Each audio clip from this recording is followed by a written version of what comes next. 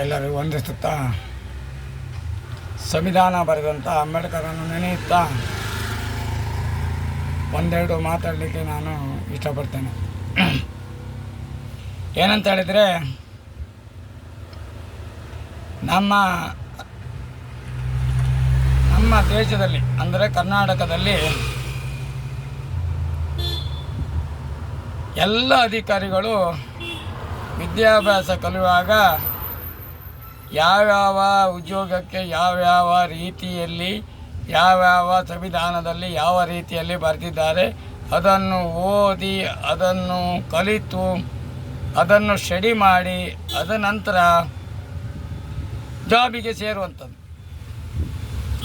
ಆದರೆ ಇವತ್ತು ನಾನು ನಿಮಗೆಲ್ಲರಿಗೂ ಒಂದು ಸೂಚನೆ ಹೇಳಲಿಕ್ಕೆ ನಾನು ಬಯಸ್ತೇನೆ. ಇಡೀ ನಮ್ಮ ದೇಶದಲ್ಲಿ ಸಂವಿಧಾನದಲ್ಲಿ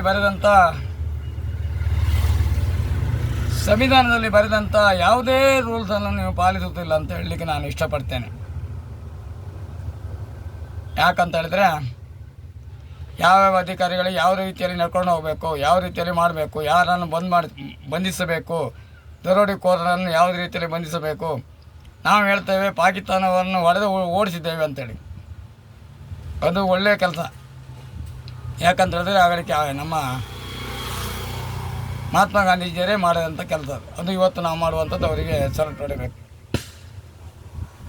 ನಮ್ಮ ದೇಶ ಕಾಯುವುದಂತ ಹೇಳಿದರೆ ದೇವ್ರಿಗಿಂತ ಮುಂಚಿತವಾಗಿ ಅವರಿಗೆ ಸಲ್ಯೂಟ್ ಹೊಡಿಬೇಕು. ಯಾಕಂತ ಹೇಳಿದ್ರೆ ಅವರು ನಮ್ಮ ದೇವರಿಗಿಂತ ಮೇಲಿನವರು.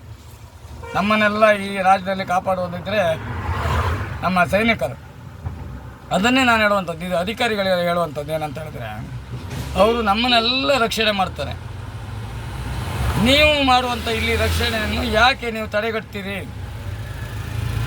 ಬಡ ಜೀವಿಗಳಿಗೆ ಈ ರೀತಿ ತೊಂದರೆ ಆಗ್ತಾ ಉಂಟು. ಬಡ ಮಕ್ಕಳು ಸಾಯ್ತಿದ್ದಾರೆ. ಕಾನೂನುಂಟು. ಡಿ.ಸಿ ಆಗಲಿ ನಿಮ್ಮ ಎಲ್ಲ ಅಧಿಕಾರಿಗಳಿಗೆ ಹೇಳುವಂಥದ್ದು ಇದು. ನಿಮ್ಮ ಕಾನೂನನ್ನು ನೀವು ಯಾಕೆ ಓದಿದ್ದೀರಿ? ಯಾಕೆ ನಿಮ್ಮ ಕಾನೂನನ್ನು ನೀವು ಕೈಗೊಳ್ಳೋದಿಲ್ಲ? ಅಂದರೆ ವಿರೋಧವಾಗಿ ಅಲ್ಲ, ನೀವು ಓದಿದಂಥ ಈ ಸಂವಿಧಾನದ ಪುಸ್ತಕ ಉಂಟಲ್ಲ, ಅದರಲ್ಲಿ ಯಾವ ಕಾನೂನು ಉಂಟು ಅದನ್ನು ನೀವು ಯಾಕೆ ಪಾಲಿಸುವುದಿಲ್ಲ ಅಂತೇಳಿ ನಾನು ಉದಾಹರಣೆ. ಮೊನ್ನೆ ಬೈಂದೂರಿನಲ್ಲಿ ಅವರಿಗೆ ಕೈ ಮುಗಿಬೇಕು. ಡಿ.ಸಿ ಅವರು ಆರ್ಡ್ರ್ ಮಾಡಿ ಅಂಜಾದು 35 ಕೋಟಿ ಹಣವನ್ನು ಪಡೆದುಕೊಂಡಿದ್ದಾರೆ ರೌಡಿಗಳಲ್ಲಿ. ನಾನು ನೋಡುವಂಥದ್ದು ಮಾಧ್ಯಮದಲ್ಲಿ ನೋಡಿ ನಿಮ್ಮಲ್ಲಿ ಹೇಳುವಂಥದ್ದು. ಅದೇ ರೀತಿಯಲ್ಲಿ ನೀವು ಯಾಕೆ ಇದನ್ನು ಕೈಗೊಳ್ಳುವುದಿಲ್ಲ ಅಂತೇಳಿ. ಇವತ್ತು ಎಲ್ಲ ಅಧಿಕಾರಿಗಳು ರಾಜಕೀಯ ಕೈ ಒಳಗಿದ್ದೀರಂತ ಹೇಳಲಿಕ್ಕೆ ನಾನು ಬಯಸ್ತೇನೆ, ನೇರವಾಗಿ ಬಯಸ್ತೇನೆ. ನೀವು ಕಾನೂನು ಓದಿದ್ದೀರಲ್ಲ, ಸಂವಿಧಾನವನ್ನು ಓದಿದ್ದೀರಲ್ಲ, ಅದನ್ನು ನೀವು ಪಾಲಿಸುವುದಿಲ್ಲ. ನೀವು ಅದನ್ನು ಪಾಲಿಸುವುದಿಲ್ಲ. ಎಲ್ಲಿ ಬೇಕು ನಂಗೆ ಫೋನ್ ಮಾಡಿ ಕೇಳಿ, ನೀವು ನೇರ ಬರ್ತೇನೆ ನಿಮ್ಮ ಎದುರೇ. ನೀವು ಅದನ್ನು ಪಾಲಿಸುವುದಿಲ್ಲ. ನೀವು ಕೇವಲ ಇಲ್ಲಿ 5 ವರ್ಷ ಬದುಕುವಂಥ ವ್ಯಕ್ತಿಗಳು 5 ವರ್ಷ ಅವರಿಗೆ ಆಳುವಂಥದ್ದು. ಇನ್ನು 2 ವರ್ಷ ಆಯ್ತು, ಇನ್ನು 3 ವರ್ಷ ಇರುವಂಥದ್ದು. ಅವರು ಕಾಲು ಕೆಳಗೆ ಕೆಲಸ ಮಾಡುವಂಥದ್ದು ಏನು ಉಂಟು? ನೀವು ಓದಿದ್ದೆ ಯಾಕೆ? ಸಂವಿಧಾನದಲ್ಲಿ ಬರೆದಂಥ ಪುಸ್ತಕ ಯಾಕನ್ನು ನೋಡ್ತೀರಿ? ಯಾರಿಗಾಗಿ ಹೆದರ್ತೀರಿ? ಇವತ್ತು ನಮ್ಮ ದೇಶ ಕಾಯುವಂಥ ವ್ಯಕ್ತಿಗಳು ಇವತ್ತು ಸೂಟ್ ಆರ್ಡರ್ ಮಾಡಬೇಕಂತ ಹೇಳಿದ ಕೂಡಲೇ ಪಾಕಿಸ್ತಾನವನ್ನು ಹೊಡೆದು ಓಡಿಸಿದ್ದಾರೆ. ಅದು ಒಳ್ಳೆಯ ವ್ಯಕ್ತಿ, ಅದು ಒಳ್ಳೆಯ ಗೌರವ. ಈ ನಮ್ಮ ಪೊಲೀಸ್ ಅಧಿಕಾರಿಗಳು, ಈ ನಮ್ಮ ಜಿಲ್ಲಾ ಅಧಿಕಾರಿಗಳು, ಹೀಗೆ ಎಲ್ಲ ಸಮಾಜ ಅಧಿಕಾರಿಗಳು ಯಾಕೆ ಅವರಿಗೆ ಶರಣರಾಗ್ತದೆ ಅಂತೇಳಿ ನನಗೆ ಗೊತ್ತಾಗುವುದಿಲ್ಲ.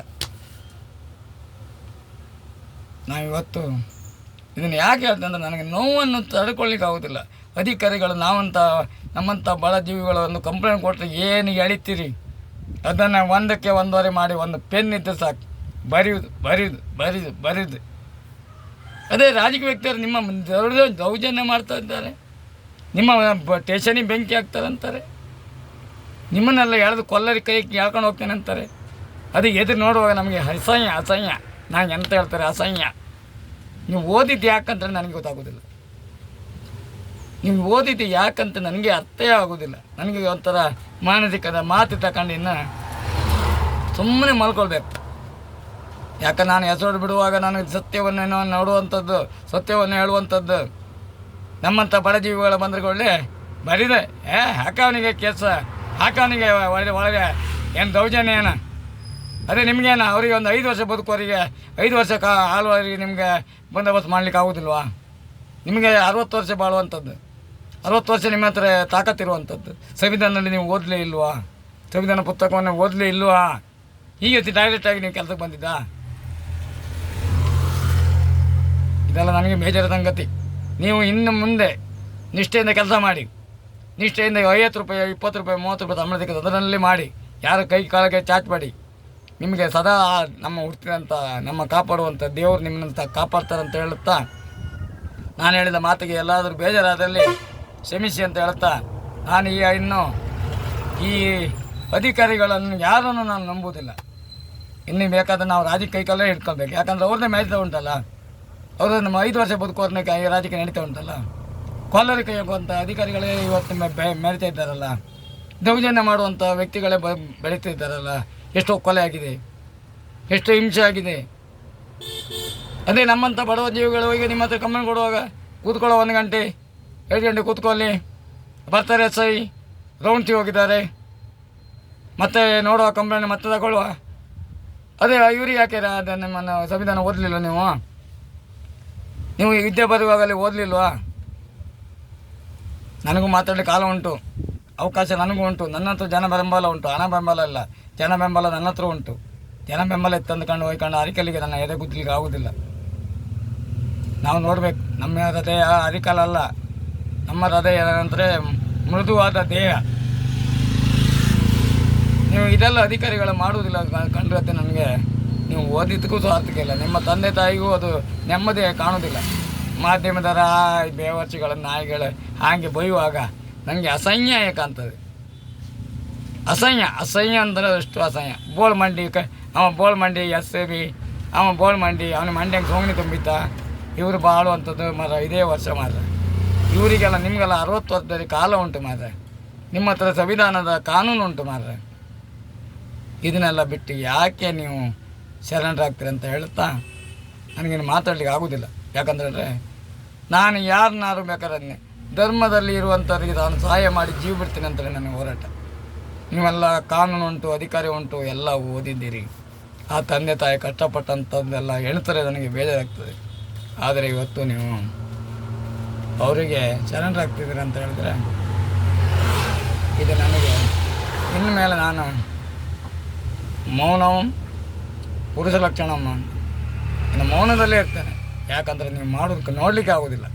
ಎಷ್ಟೋ ರೇಪ್ ಕೇಸ್, ಎಷ್ಟೋ ಮಕ್ಕಳ ಮೇಲೆ 14 ವರ್ಷ 13 ವರ್ಷ 12 ವರ್ಷ ಅದನ್ನೆಲ್ಲ ಹಿಡಿದೆ ಅವ್ರನ್ನೆಲ್ಲ ಮರಣದಂಡನೆ ಶಿಕ್ಷೆ ಕೊಡ್ತಾಯಿದ್ರ ಮೇಲೆ ನಿಮ್ಮನ್ನು ನನಗೆ ಮಾತಾಡಲಿಕ್ಕೆ ಭಾರಿ ಆಗ್ತದೆ.